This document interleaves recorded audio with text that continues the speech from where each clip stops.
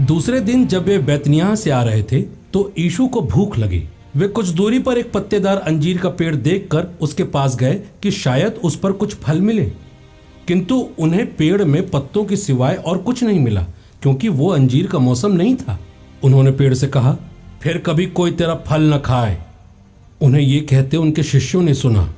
फिर वे यरूशलेम पहुंचे और मंदिर में प्रवेश कर वहां से खरीदी बिक्री करने वालों को बाहर निकालने लगे।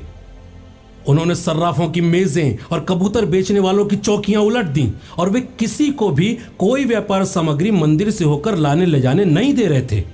उन्होंने शिक्षा देते हुए कहा, क्या ये नहीं लिखा है, मेरा घर सब लोगों के लिए प्रार्थना का घर कहलाएगा, परंतु तुम लोगों ने उसे लुटेरों का अड्डा बना रखा है। जब महायाजकों और शास्त्रियों को इसका पता चला तो वे उन्हें नाश करने का उपाय खोजने लगे, लेकिन वे उनसे डरते थे क्योंकि लोग उनकी शिक्षाएं मंत्र मुग्ध होकर सुनते थे। शाम होने पर यीशु अपने शिष्यों के साथ शहर के बाहर चले जाते थे। प्रातः जब वे उधर से आ रहे थे तो शिष्यों ने देखा कि अंजीर का वो पेड़ जड़ से सूख गया है। पतरस को वो बात याद आई और उन्होंने कहा, गुरुवर देखिए, अंजीर का वो पेड़ जिसे आपने श्राप दिया था सूख गया है।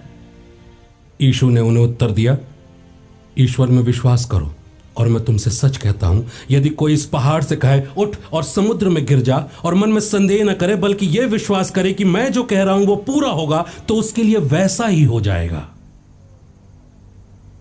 वे फिर यरूशलेम में आए।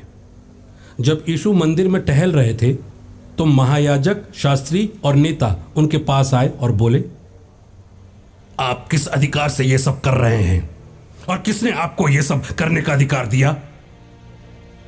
यीशु ने उन्हें उत्तर दिया, मैं भी आप लोगों से एक प्रश्न पूछना चाहता हूं। यदि आप मुझे इसका उत्तर देंगे तो मैं भी आपको बता दूंगा कि मैं किस अधिकार से यह सब कर रहा हूं। बताइए, यूहन्ना का बपतिस्मा स्वर्ग का था अथवा मनुष्यों का? मुझे उत्तर दीजिए। वे ये कहते हुए आपस में परामर्श करने लगे, यदि हम कहें स्वर्ग का तो वो कहेंगे, तब आप लोगों ने उन पर विश्वास क्यों नहीं किया?